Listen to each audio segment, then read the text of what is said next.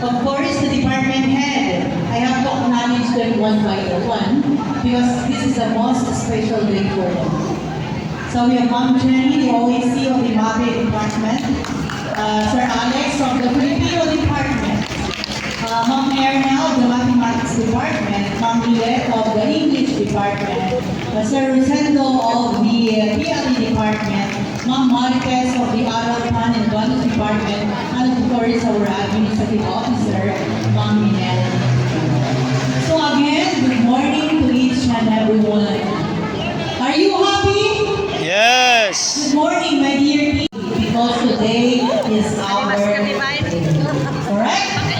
Bihira po tayo na magkaroon ng special na araw na kung saan lahat po tayo ay nandito lang. Not to forget also, parang nagaya ko na yung dalawang MC doon, yung mga officers ng ating teaching and non-teaching personnel headed by Sir Ryan. So thank you so much for leading this occasion. Alam ko, nakita ko yung program ngayon, kung paano yung binuo ang activity natin. And special thanks to our God Coordinator. Dahil ang sabi ko, araw natin ngayon, kaya dapat wala tayong gagastusin. Kaya sabi ko kay Ma'am Jenny, baka pwedeng Teacher's Day celebration at the same time, God's celebration para ang mundo natin ay pupunin natin sagad and nobody walang gagastos sa inyo. So nandyan si El Hardin, kung gawin ang delivery natin, dalawang snacks at saka free lunch. Okay, so sabi ko nga, it's mandatory that we must be happy. Pinakamahalagang araw, ang araw na ito, dahil araw ng mga guro.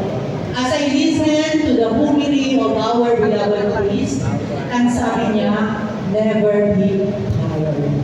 Hindi ako kasi binigyan ng pagkakataon na magsalita kanina kay Father. Isasabihin ko sana, Father, don't worry because my teachers are tireless. Hindi sila napapagod, palaging nandyan, nakatulong sa mga bata.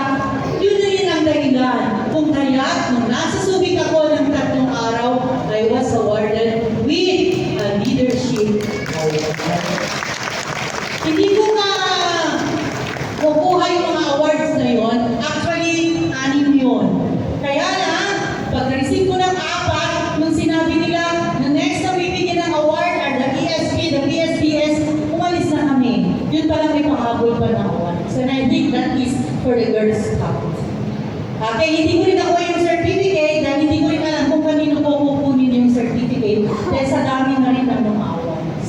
Hindi naman masama, medyo marami tayong nakuha, unlike others na walang nakuha, because that is the price of being in a very big school and at the same time offering different programs. So nakuha ko yun because of the different winnings that we have, national, regional, and division. So again, let's keep on moving. Never be tired. Magsilbi tayo ng maayos. In return, marami naman tayong magkukuha na reward. Award, we are not after that. That is just secondary. What is important is we make love the center of our service so that we will never be tired. Okay? Maasahan ba yung mga teachers? Remember, sabi ko sana kay Father kanina, my teachers are not being tired because their principal is never tired. Correct? Yung 3 araw na yun, pahinga muna, nag-digesting na ako kanina. Ayokong gumising, medyo masakit ang ulo ko, pero sabi ko, I will never miss the opportunity to see my teachers in a very special occasion, which is the Teachers' Day. So happy Teachers' Day to each and everyone. Remember, we are all leaders. I'm not the only leader, not the department head, not our SSLG officers. We are all leaders. So what can I say is, leaders must lead people to the place or must take people to the place where they want to go. But a great leader takes people to the place they don't but ought to be.